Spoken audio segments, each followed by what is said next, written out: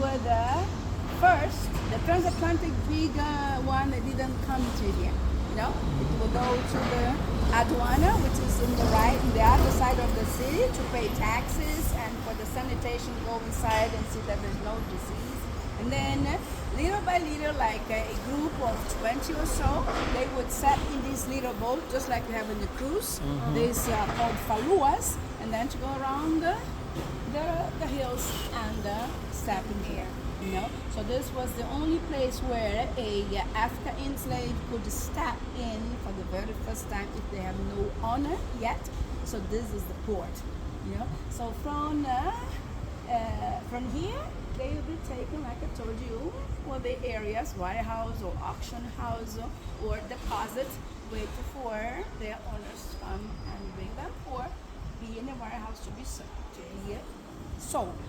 And as you can see, this wet place here. So this is part of the bay. So we are here in this landfill area. So bay, the water would come to this area here. You can see the hooker there in the stone. You see where the boat would be hooker? Can you see? On this side and on that side. Can you see? Yes. So they would stop in here.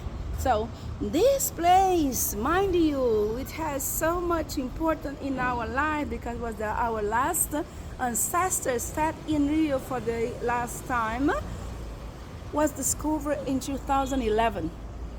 Really? Wait, say that again?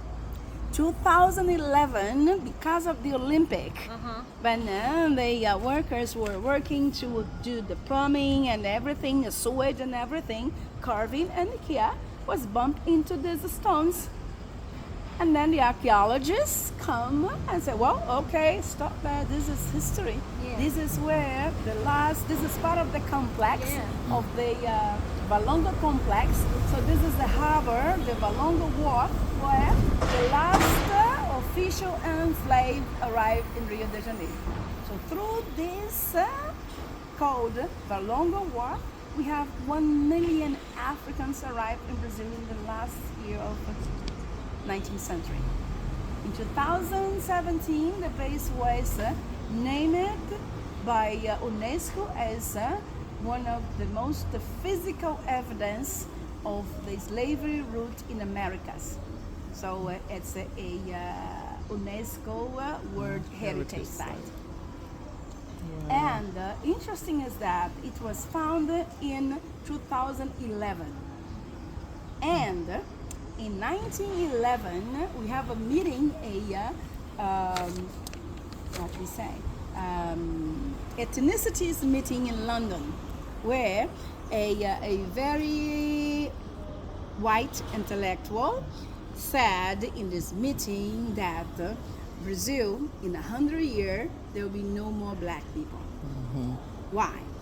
Because they were imported so many white European, and with this habit of black people in Brazil mixed with the miscegenation, in 3 generations, one black family purified their blood, and they'll be only white. And they proved that by showing a painting called Redemption of Can.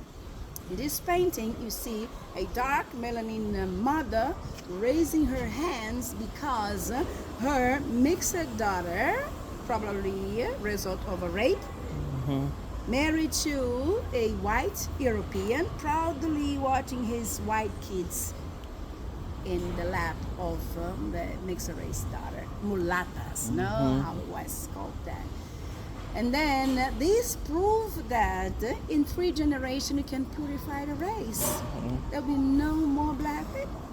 So exactly 100 years later, 2011, this place was discovered, and moreover, it was officially declared that black people in Brazil were 56%. Wow. Sorry, it's like our ancestors say ka ka ka ka ka. Right. And give him a big, and give him a big show, right? Give you.